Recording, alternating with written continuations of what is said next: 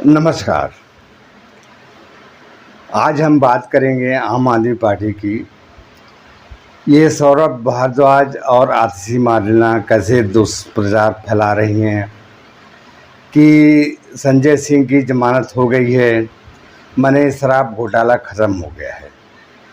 इनके झूठ को देखिए और इनके साथिराना को देखिए कि पूरी तरह शराब घोटाला कांड ख़त्म हो गया है।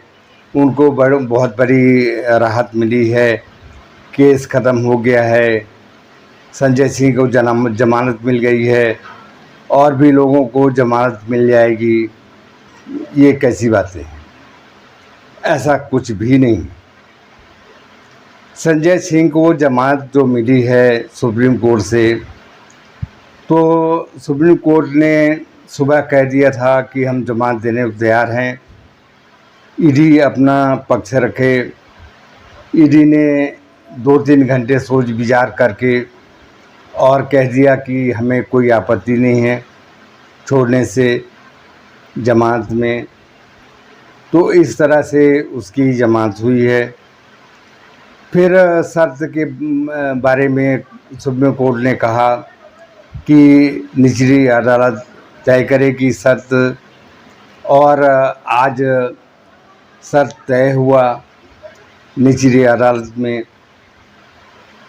और ये कैसा दुर्भाग्य है कि संजय सिंह को अरविंद केजरीवाल से कोई राहत नहीं मिली, बल्कि उसने कह दिया कि ये जो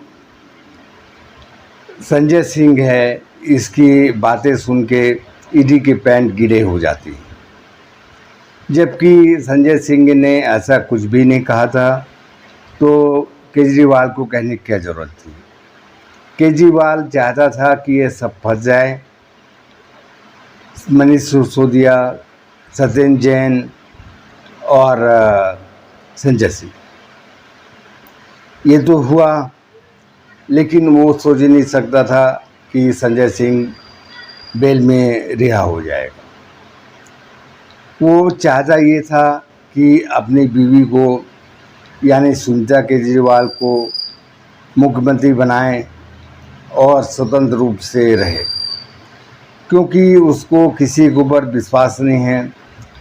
आतिशी भारद्वाज ये भले ही रोड में संघर्ष करते रहे हों अरविंद केजरीवाल के लिए, लेकिन केजरीवाल का कोई महत्व नहीं है उनके ऊपर।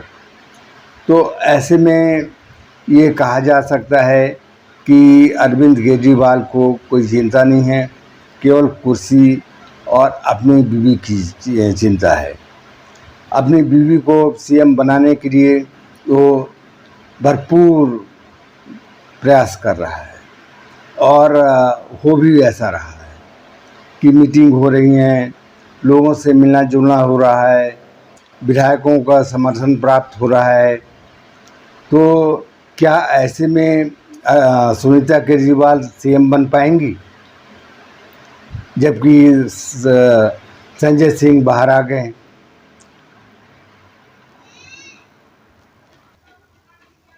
हालांकि संजय सिंह के ऊपर लोअर कोर्ट ने काफ़ी सख्त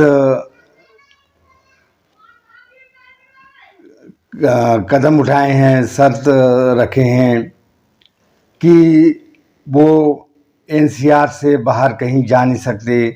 पंजाब है और दूसरे राज्यों में वो नहीं जा सकते।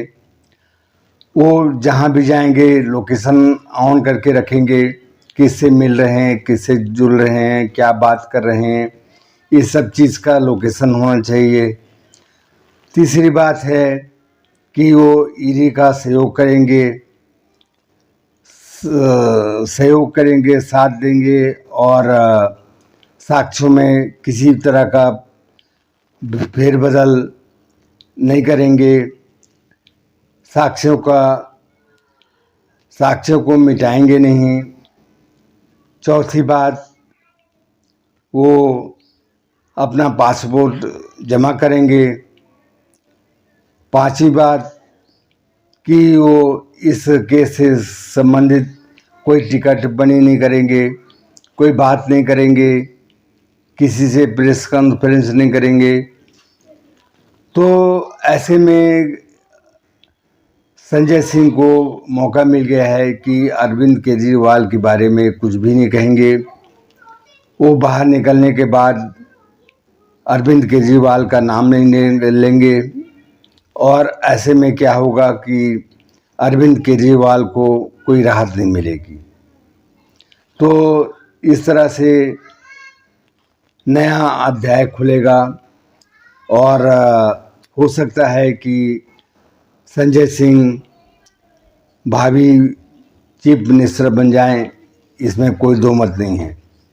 लेकिन दूसरी तरफ सुल्तानपुर का 16 साल केस पुराना केस खुल गया है, चार्जशीट हो गया है। क्या उसमें निपट जाएंगे संजय सिंह? ये भी संभावना है, क्योंकि उन्हें पेशी में जाना है, अटेंड करना है और साक्ष्यों का सामना करना है। तो 16 साल पुराना केस है और बहुत संभावना है कि उसमें निपट जाएंगे। तो ऐसी स्थिति में ये कहना कि संजय सिंह के बाहर आने से पूरा केस ख़त्म हो गया है, जैसा कि आम आदमी पार्टी के लोग फैला रहे हैं कि पूरा केस ख़त्म हो गया है, कोई केस में दम नहीं है, भारतीय जनता पार्टी का नाम ले रहे हैं, उनको फंसाने का कोशिश कर रहे हैं।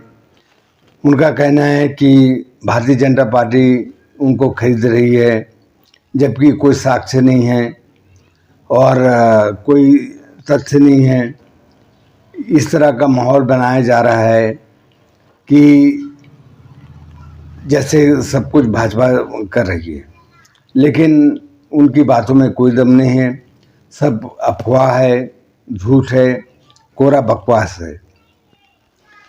दूसरी तरफ दिल्ली की जनता पसोपेश में है कि अरविंद केजरीवाल यदि सुनीता केजरीवाल को चीफ मिनिस्टर बनाते हैं तो अलग प्रभाव पड़ेगा। आंदोलन से निकले हुए व्यक्ति का कहना कि परिवारवाद से हम दूर रहेंगे, गाड़ी मोटर से दूर रहेंगे, बंगला से दूर रहेंगे, और वो सबसे नज़दीक हो गए हैं। तो ऐसी स्थिति उत्पन्न हो रही है दिल्ली में। अब देखना है कि आगे क्या होता है, एजी साहब क्या निर्णय लेते हैं, और उनके भी निर्णय के ऊपर बहुत कुछ आधारित है। क्या वो राष्ट्रपति शासन लगाते हैं या इनका तमाशा देखते हैं? क्या ये संजय सिंह कोई खेल करेंगे, बहुत बड़ा नाटक करेंगे, या बड़बोलापन छोड़ देंगे, चुपचाप रहेंगे? सुल्तानपुर का केस का क्या होगा, इसके बारे में भी सोचना है। तो बाहर तो आ गए हैं, अब घर पहुंचने वाले हैं। देखना है कि वो कैसे रहते हैं, अपनी दिनचर्या को कैसे जीते हैं, लोगों से कैसे पेश आते हैं, और लोअर कोर्ट की शर्तों को कहाँ तक मानते हैं। यदि शर्तों को नहीं मानेंगे तो ईडी के पास अधिकार है कि वो फिर से अपनी कस्टडी में ले लेगी। तो देखना है, आप इस बारे में क्या सोचते हैं, अपना कमेंट करें।